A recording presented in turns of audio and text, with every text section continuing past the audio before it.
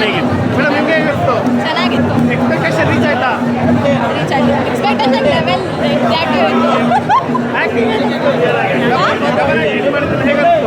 ಚೆನ್ನಾಗಿತ್ತು. ಹಳೆ ಯಶ್ನ ನೋಡಿ ತುಂಬ ಖುಷಿ ಆಯಿತು.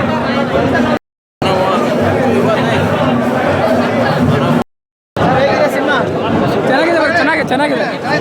ಚೆನ್ನಾಗಿದೆ ಸರ್, ಚೆನ್ನಾಗಿದೆ ತುಂಬ ಚೆನ್ನಾಗಿದೆ ಸರ್.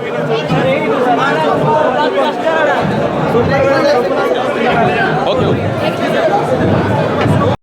ಚೆನ್ನಾಗಿದೆ. Yash man one man show ಮಸ್ತ್ ಇದೆ.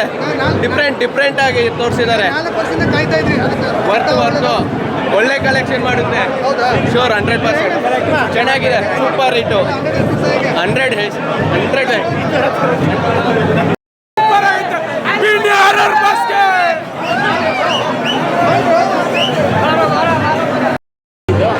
ಒಳ್ಳೆ ವ್ಯಕ್ತಿ.